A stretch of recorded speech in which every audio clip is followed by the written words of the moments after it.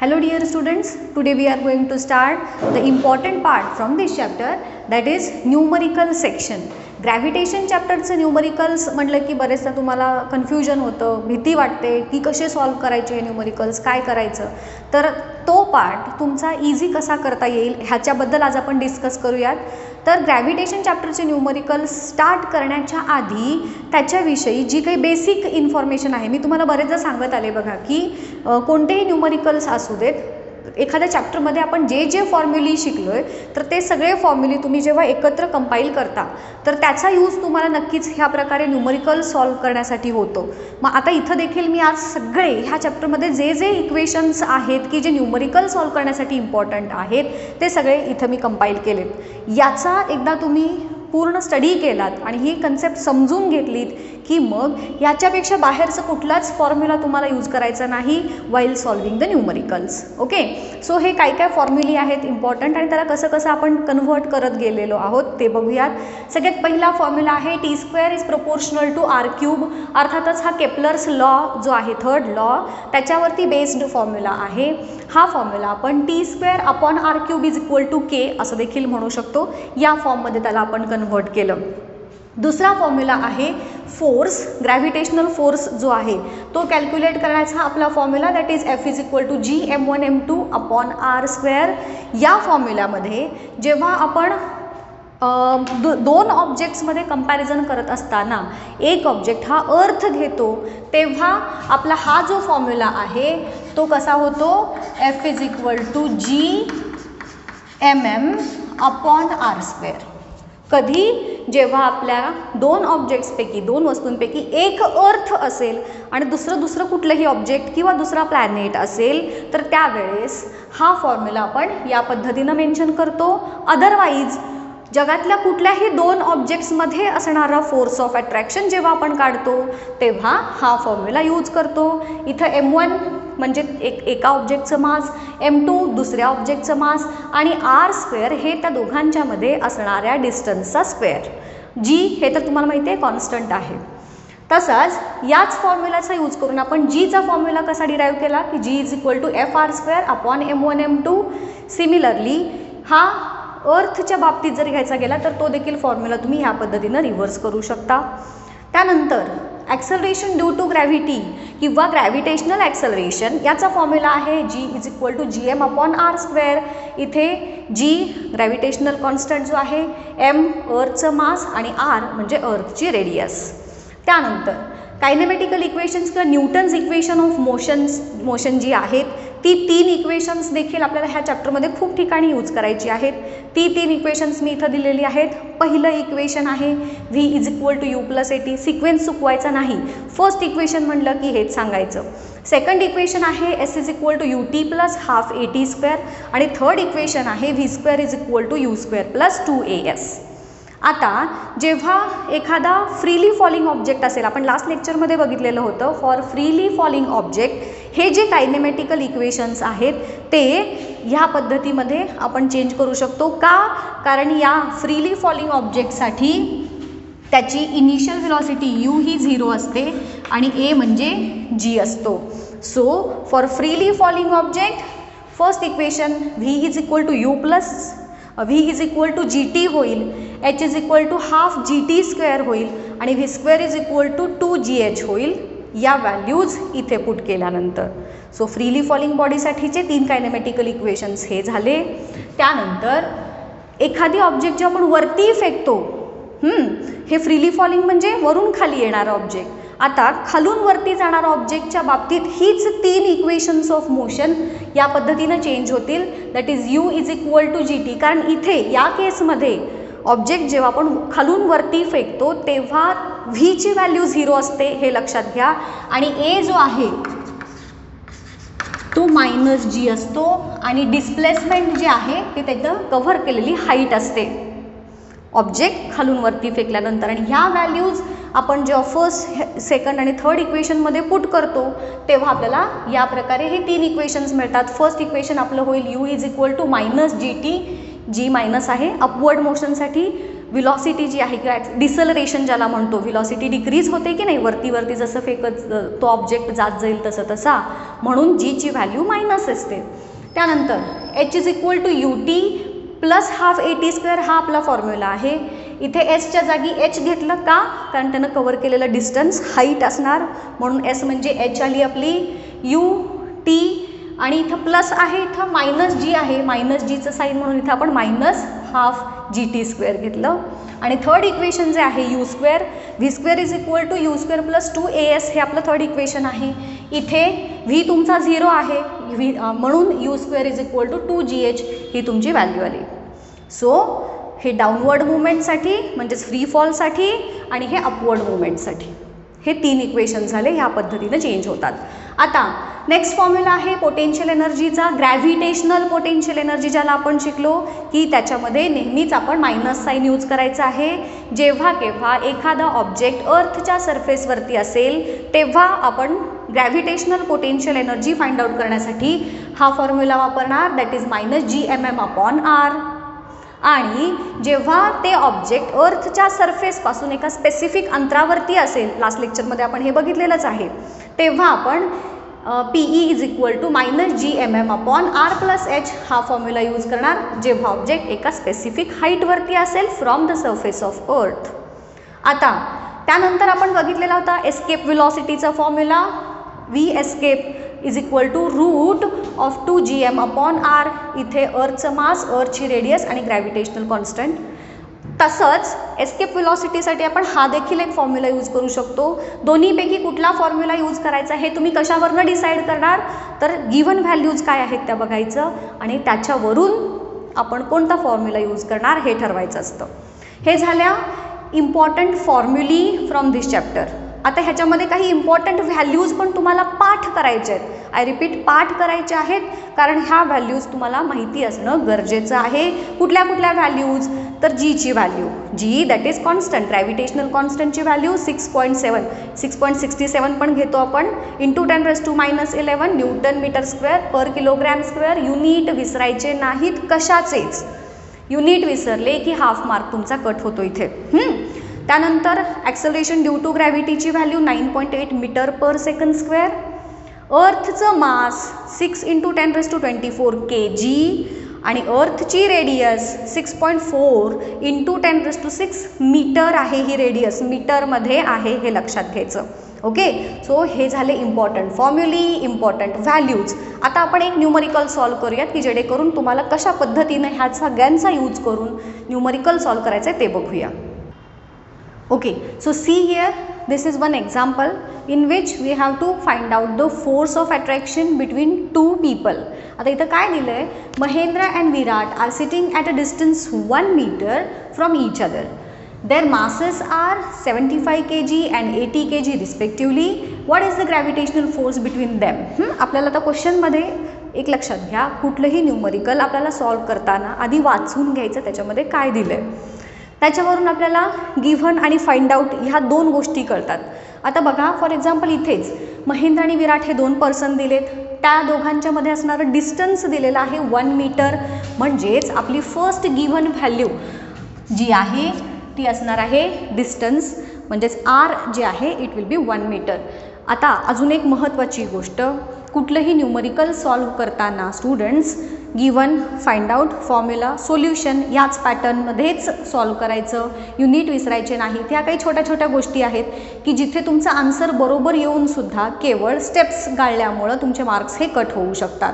So जर आपल्याला ह्याच्यामध्ये फुल मार्क्स मिळवायचे असतील तर तुम्हाला ह्या प्रॉपर एक मेथडॉलॉजी जी आहे त्याच्या थ्रूच तुम्हाला हे आन्सर्स सॉल्व करायचे आहेत, जे क्वेश्चन्सचे आन्सर्स आहेत ते. सो आता आपली फर्स्ट जे आहे इट इज गिवन, त्याच्यामध्ये काय गिवन आहे 1 मीटर. ह्या दोघांच्या मधलं डिस्टन्स आहे, डिस्टन्स आपण आर ह्या सिम्बॉलने इंडिकेट करतो. So distance is equal to 1 metre. अजून काय दिलं आहे, दोघांचे मासेस दिलेत, मग दोघांचे मासेस एकाला m1 एकाला m2 म्हणूयात. So the next given value is mass,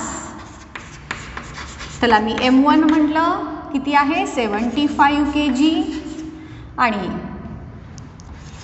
m2 जे आहे मास 80 kg, हे 2 झाले. What is the gravitational force, म्हणजे एवढंच 3 व्हॅल्यूज गिवन आहेत. आणि जसं की तुम्हाला मी मगाशी सांगितलं, जी दॅट इज कॅपिटल जीची व्हॅल्यू तुम्हाला माहीत आहे असं गृहीत धरण्यात येतं. दॅट इज 6.7 घ्या किंवा 6.67 असं देखील घेऊ शकतो आपण. 6.67 म्हटलं तरी चालेल, 7 म्हटलं तरी चालेल, into 10⁻11 Newton metre square per kilogram square ही व्हॅल्यू तुम्हाला माहिती आहे असं गृहीत धरण्यात येतं. सो जरी दिलेलं नसलं तरी ही देखील तुम्हाला घ्यायचीच आहे, त्याशिवाय आपल्याला हा फॉर्म्युला यूज करता येणार नाही. सो ह्या गिव्हन व्हॅल्यूज झाल्या. What we have to find out now, we have to find out gravitational force that is F. Given झालं, फाइंड आउट झालं. नेक्स्ट स्टेप आहे टू राईट द फॉर्म्युला. आता इथं आपल्याला एकच फॉर्म्युला आहे फोर्स कॅल्क्युलेट करायचा, that is F is equal to G m1 m2. आता इथं अर्थ दिलेलं नाही, 2 पर्सन दिलेत म्हणून आपण इथे m1 m2 घेतलं आहे. जर अर्थ आणि महेंद्र किंवा अर्थ आणि विराट यांच्यामधला फोर्स विचारला असता तर मग आपण इथे m कॅपिटल घेतला असता, ठीक आहे, अपॉन r स्क्वेअर. सो हा झाला formula. Now next step is the solution. परत एकदा हा फॉर्म्युला लिहून घ्यायचा आणि मग याच्यात ह्या सगळ्या व्हॅल्यूज आपल्याला पुट करायच्या आहेत. That is F is equal to G, capital जीची व्हॅल्यू 6.67 इंटू 10⁻11. m1ची व्हॅल्यू आहे 75, m2ची व्हॅल्यू आहे 80 आणि rचा स्क्वेअर दॅट इज 1चा स्क्वेअर. ह्याच्यात एक छोटीशी ट्रिक पण मी सांगणार आहे तुम्हाला नेक्स्ट एक्झाम्पलमध्ये. जेव्हा आपल्याला अर्थ आणि दुसरा कुठला तरी ऑब्जेक्ट यांच्यामधला force of attraction find out करायचा असेल ना, तर तेव्हा मी एक छोटीशी आयडिया पण सांगणार आहे तुम्हाला त्याच्याशी रिलेटेड, की हे न्यूमरिकल पटकन कसं सॉल्व्ह करायचं. ओके, आता हा जो आहे 10⁻11 त्याला आपण बाजूला ठेवूया. मग ही व्हॅल्यू, ही आणि ही, ह्या तिघांचं आपल्याला मल्टिप्लिकेशन करायचं स्टेप बाय स्टेप. कुठलेही 2 नंबर तुम्ही घेऊन आधी त्यांच्यातलं मल्टिप्लिकेशन करू शकता. आता इथे आपण घेऊयात 6.67 आणि 75 ह्या दोघांचं मल्टिप्लिकेशन करूयात. तुम्ही करून बघा. याच्यामध्ये ह्या दोघांच्या मल्टिप्लिकेशनची व्हॅल्यू येते साधारण 500.25 into 80 as it is into 10⁻11 मी बाजूला घेतलं. अपॉन 1 आहे, 1चा स्क्वेअर 1, सो मी ते घेत नाही. आता परत या दोघांच्या मधलं मल्टिप्लिकेशन करा. यांचा व्हॅल्यू येते 4020 इंटू 10⁻11. ह्या दोघांचं मल्टिप्लिकेशन केलं, 10⁻11 ॲज इट इज ठेवलं. आता आपण याच्यामध्ये काय करू शकतो बघा. हे 10⁻11 बाजूलाच ठेवूयात. याला पण आपण एक फॅक्टर वेगळा ह्याच्यामध्ये फॉर्मॅटमध्ये आपण लिहू शकतो, दॅट इज 4.002. मी काय करत गेले, पॉईंट इकडे इकडे इकडे इकडे सरकवत गेले आणि मग मला काय मिळालं 4.002 इंटू 10⁻4 सपोज मी घेतलं. काय केलं मी 1 2 3 4 ह्या घरापर्यंत मी पॉईंट सरकवत आणला आणि जेवढे घरं मी पुढं आले तेवढा नंबर इथे मी 10⁻4 म्हणून दिला. मी 4 घरं पुढं आले की नाही म्हणून मी 10⁻4 लिहिलं आणि 10⁻11 असंच ठेवलं. तुमच्या टेक्स्टबुकमध्ये हे ऑलरेडी नुसतंच हे इथं लिहिलं आहे आणि डायरेक्ट तुमचं आन्सर दिलं आहे, पण ते कसं आलं हे पण कळलं पाहिजे की नाही, म्हणून हे तुम्हाला स्टेप्स दिल्या आहेत. ओके, काय केलं कळलं का, हे आन्सर मिळालं, याची ही व्हॅल्यू आली. आता हे 10 इथंपर्यंत जरी ठेवलं तरी तुमचं बरोबरच आहे आन्सर. मग आपल्याला टेक्स्टबुकमध्ये मात्र थोडं वेगळं आहे, मग तुम्हाला परत कन्फ्युजन होईल की असं कसं आलं, माझं तर आन्सर असं येतं आहे, मग असं कसं. सो ते कसं आलं ते देखील सांगते. इथंपर्यंत दिलं तरी तुमचं आन्सर चुकीचं नाही हे लक्षात असू द्यात. आता मी 4 पॉईंट्स पुढं आले आणि इथं इंटू 10⁻4 केला आणि 10⁻11 आहे असं केलं. आता इथे 10⁻4 आहे आणि हे -11, ह्या दोघांच्या मध्ये 11 - 4 करायचं, मोठ्या संख्येचं चिन्ह देऊन आपला आन्सर काय होईल मग 4.002 इंटू 10⁻7. हे तुमचं टेक्स्टबुकमधलं आन्सर आलं. फोर्स आहे त्याचं युनिट न्यूटन. कळालं कशा पद्धतीनं आलं. म्हणूनच महेंद्र आणि विराट या दोघांच्या मध्ये असणारा फोर्स ऑफ अट्रॅक्शन किती आहे 4.002 इंटू 10⁻⁻7 न्यूटन किंवा 40020 इंटू 10⁻11 न्यूटन असं म्हटलं तरी चालेल. आणि मग खाली पूर्ण वाक्यामध्ये तुमचं आन्सर लिहायचं की the force of attraction between Mahendra and Virat is this much. Okay, आता ह्याच्याचवरती बेस्ड हे एक त्याच्या पुढं न्यूमरिकल दिलं आहे. काय दिलं आहे बघा, assuming that the bench on which Mahendra is sitting is frictionless. Frictionless म्हणजे घर्षण होणार नाही, सरळ तो आहे असा विदाउट फ्रिक्शन पुढं जात असेल त्या बेंचवरती बसल्यानंतर. Starting with 0 velocity, what will be Mahendra's velocity after 1 second.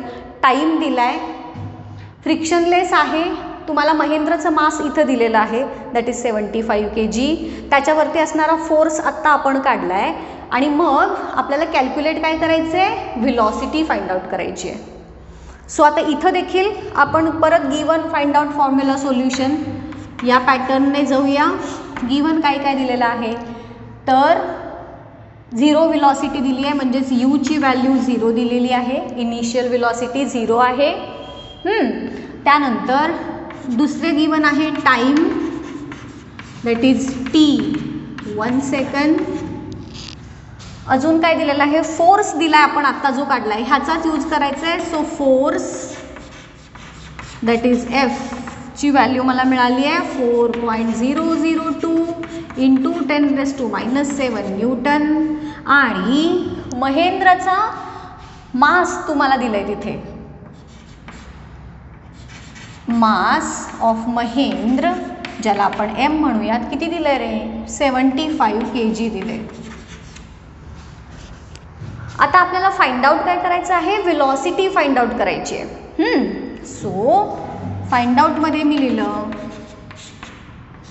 Velocity म्हणजेच फायनल व्हेलॉसिटी. इनिशियल व्हेलॉसिटी तर यू 0 दिलेली आहे, फायनल व्हेलॉसिटी व्ही त्याची काय असणार असं विचारलं आहे. कधी जेव्हा तो बेंचवरनं सरकत विराटकडे जाईल तेव्हा 1 सेकंदानंतरची त्याची व्हेलॉसिटी. दोघं शेजारी बसलेत, दोघांच्या मध्ये फोर्स ऑफ अट्रॅक्शन आहे एवढा.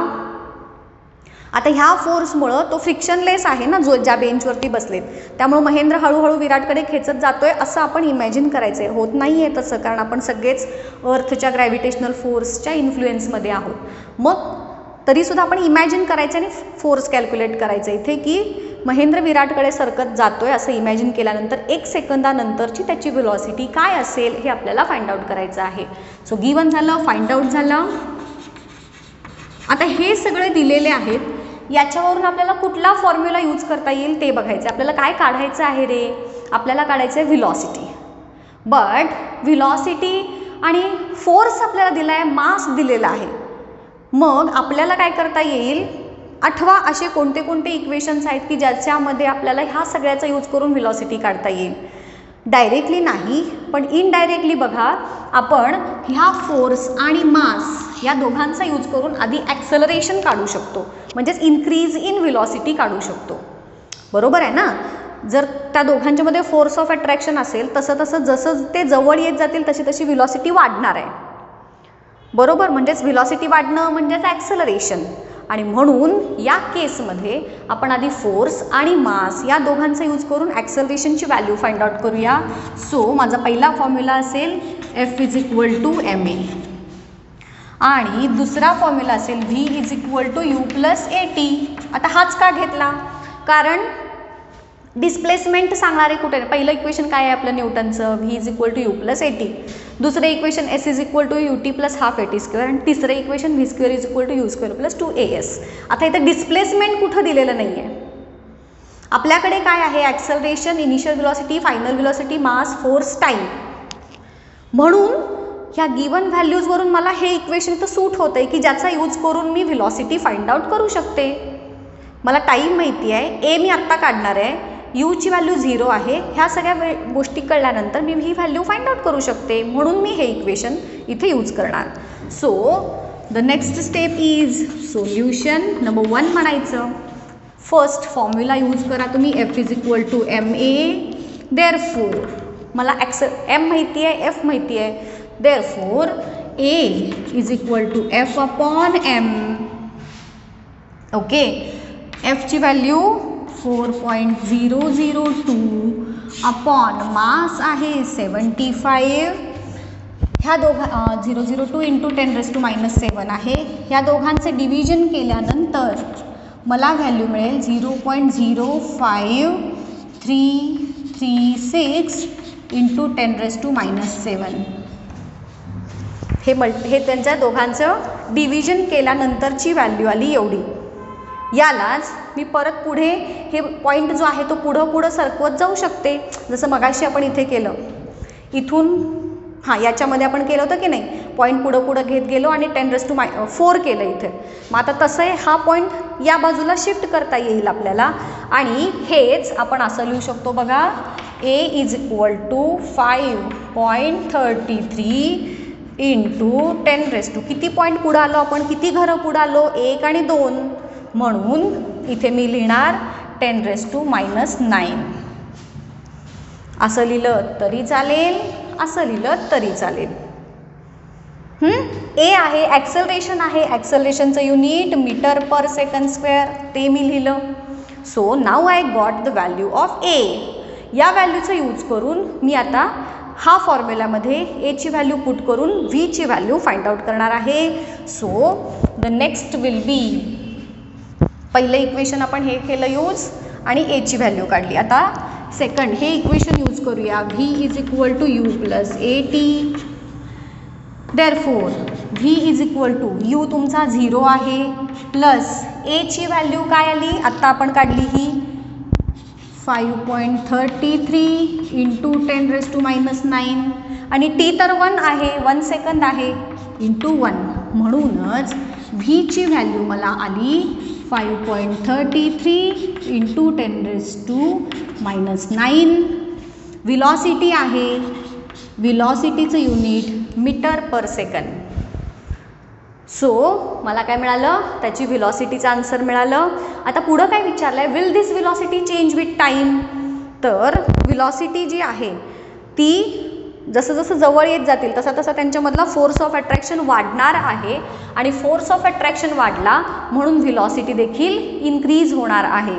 सो मग खाली तुम्ही एक लाईनमध्ये आन्सर लिहिणार परत की the velocity, Mahendra's velocity after 1 second is 5.33 into 10⁻⁹ metre per second and this velocity will increase with time. का? बिकॉज त्या दोघांच्या मधला डिस्टन्स जे आहे ते कमी होत जाणार. तो ह्या व्हिलॉसिटीनं महेंद्रकडे सरकला ना, जवळ आला की फोर्स ऑफ अट्रॅक्शन वाढलं, बरोबर. आणि फोर्स ऑफ अट्रॅक्शन वाढलं म्हणून व्हिलॉसिटी वाढणार, असं तुम्ही तिथे मेन्शन करणार. आलं लक्षात? ह्या पद्धतीनं आपण हे न्यूमरिकल 2 सॉल्व केले. अशीच काही न्यूमरिकल्स जी आहेत आधी आपण सॉल्व्ड अशाच पद्धतीने सगळी घेणार आणि मग एक्सरसाइजमधली देखील न्यूमरिकल आपल्याला बघायची आहेत. होपफुली हे लेक्चर तुम्हाला युजफुल ठरलेलं असेल. जर तुम्हाला आवडलं, काही कळलं नसेल तरी देखील तुम्ही कमेंट करून विचारू शकता. इथेच थांबूयात आजच्या लेक्चरमध्ये. आपण नेक्स्ट लेक्चरमध्ये असेच काही न्यूमरिकल्स बघणार आहोत.